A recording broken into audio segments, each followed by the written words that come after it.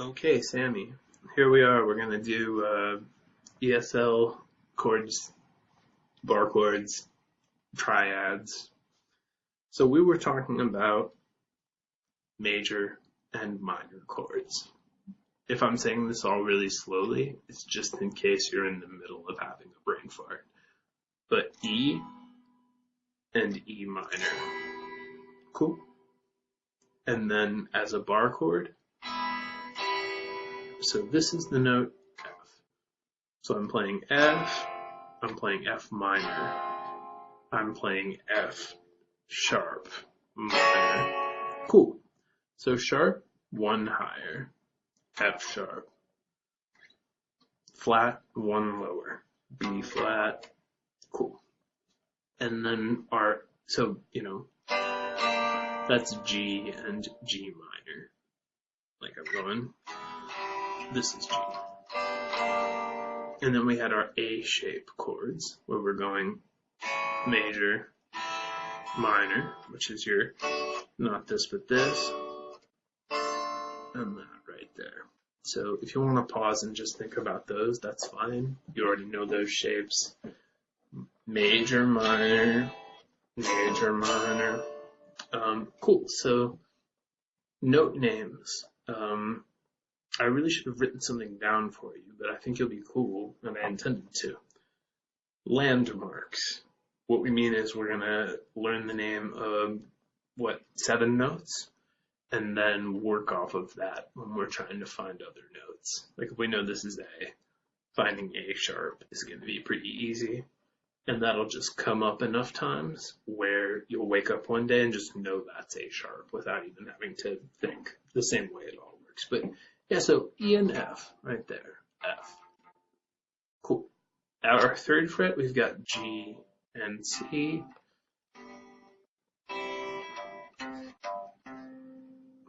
At the 5th fret, like when we tune, we've got A and D.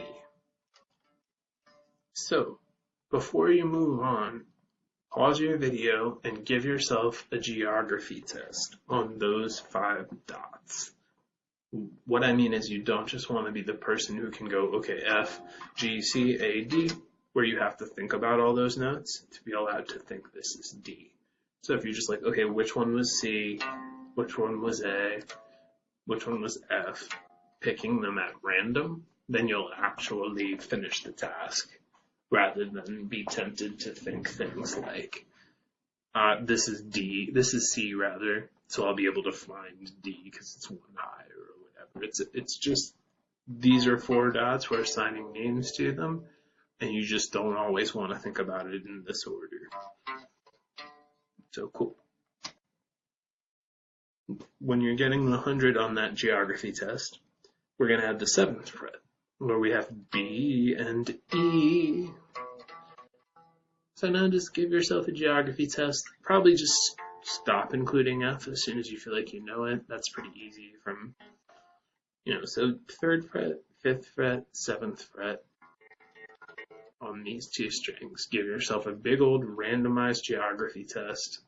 Be sure it's truly a random quiz you're giving yourself, where you're going like E, G, D. If I was sitting here and I was just like E, G, A, D, C, E, B, it's all good.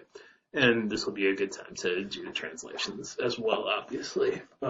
Cool. So what we were just talking about are the note names we're learning first. And we're doing that because our bar chords are all built off of those. Not all of them, but the vast majority of our guitar chords, whether it's here or here, are built off of those 2 strings. And when you pick up a book about bar chords, it just has the E shape and A shape bar chords, as opposed to how would I do it for D or something. Or C, we use as a movable chord, but it's a different subject because it's harder to do everything. So yeah, there we go. E shapes and A shapes. Major, minor, major, minor. Same as going. Cool. So just spend some time messing around with that. Think about songs where you were playing bar chords and, figure out, oh, so that was C sharp minor. In whatever song you're thinking about at the time. Just really close this out.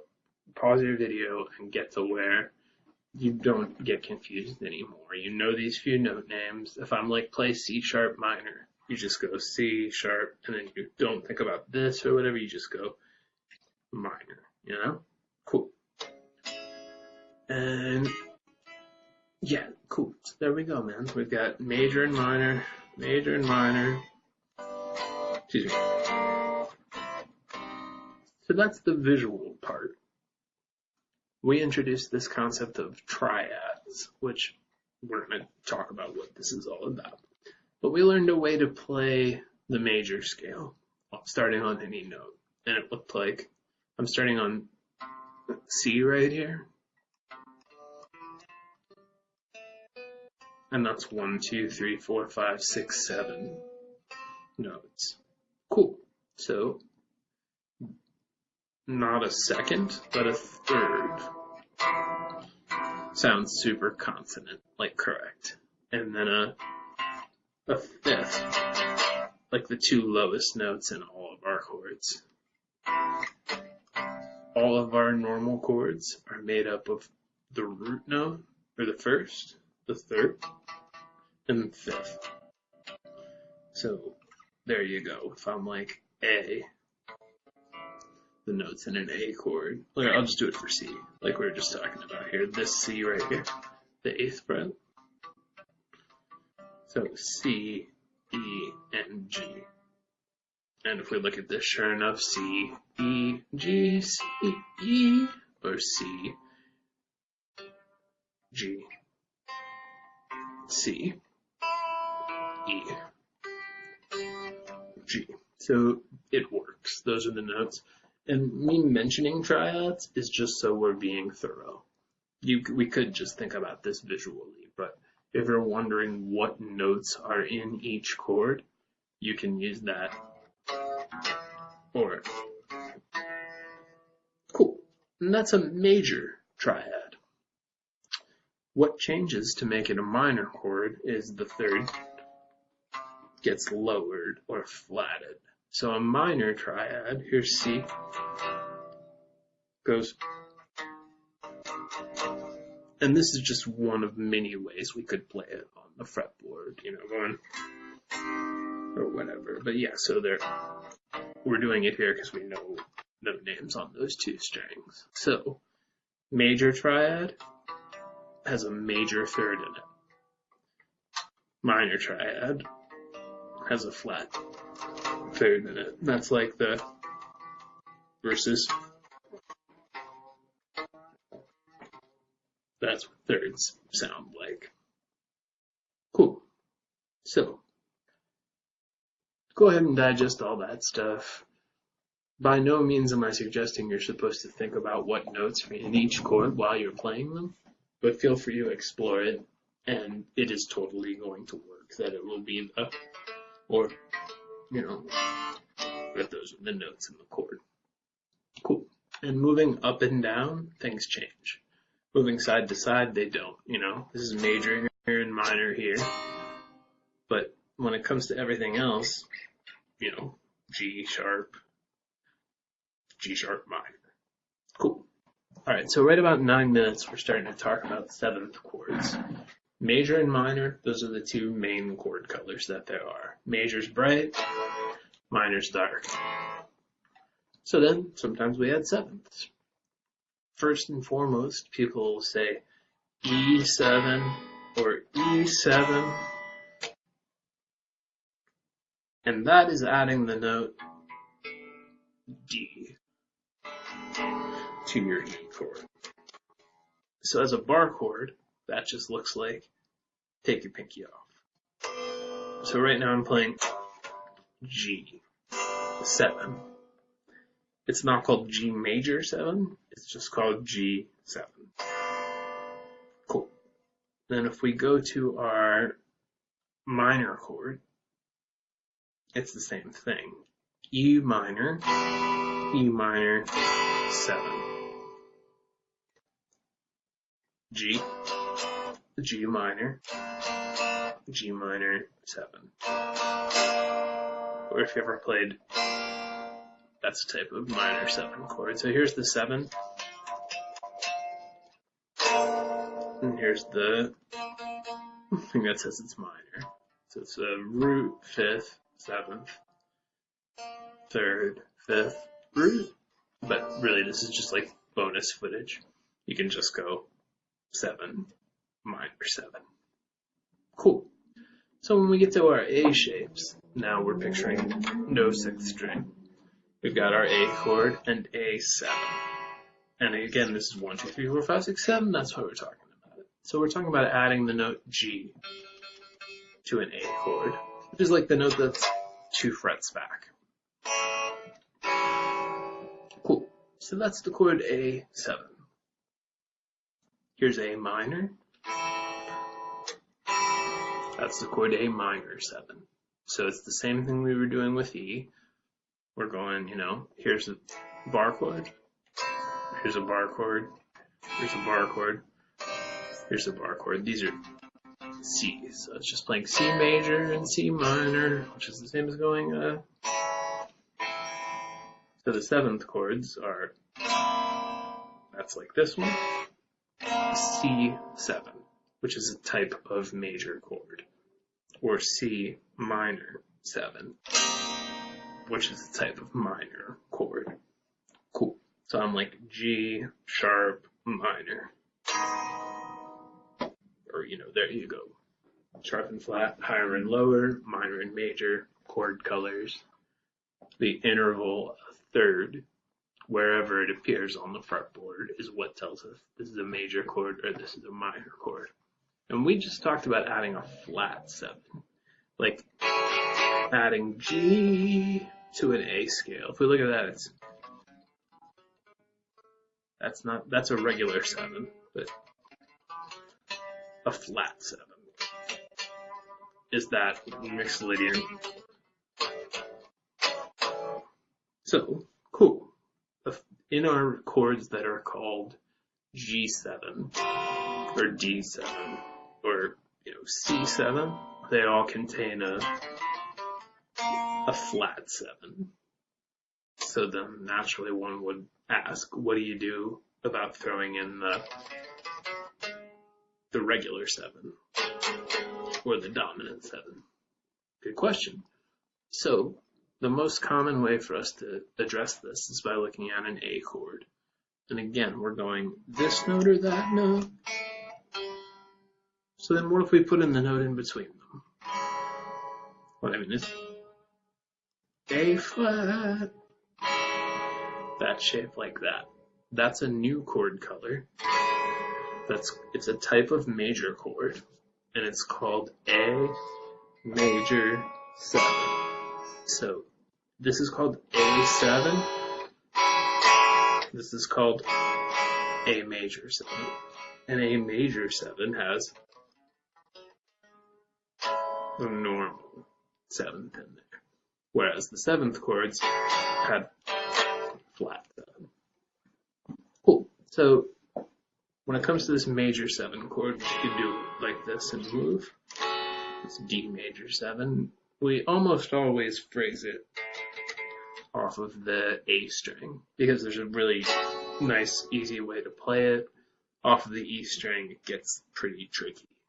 So much so that I'd suggest you not try to figure it out. So there really is a chord called A7 and a chord called A major 7. But when it comes to minor chords, it is as straightforward as A minor and A minor 7. And then there's no the other one, which would not sound good. Awesome. So there's all that stuff. If you want to see this major chord thing, major scale rather, which you probably know how to do somewhere on the fretboard. So yeah, that's a first or a root, a second, a third, a fourth, a fifth, a sixth, a seventh, a flat 7th, and then an octave. So 1, 2, 3, 4, 5, 6, 7. So like all of your suspension chords, like this is called A, so D sus4 is the D with your pinky. If we look at this 1, 2, 3, 4, that's G. That's G we're adding there. Just poking at the big picture, that all, unless it gets like to 9 or 13, all of the, A sus4, that's A adding a fourth to it. Explore this if you want to. The point is just it's all referring to the notes in the major scale, or the intervals. An interval refers to two notes played together at the same time. Like, right now I'm playing the interval a third. I'm playing A, the root note, and C sharp, the third. Right now I'm playing a fifth. The root and the fifth. Intervals is the relationship between the root note and all the other notes. So, a flat clef is an interval. Any two notes we could put together. Cool, so there you go. Hope that works out well. Definitely suggest that if you ever get flustered, just take a break, and if you're having any, is this minor here?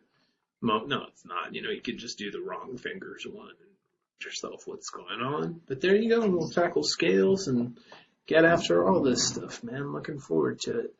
If you want, hey, here's some stuff. C7, you've probably played before. And it's got, and we just mean in first position right now, open. Okay, so D7 is that one, which has a seventh in it. E7 we've already been talking about. F7's a bar chord. G7, that one. And that's,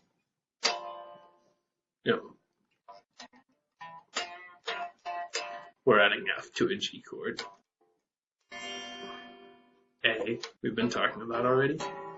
B is a bar chord, so we just went alphabetically through,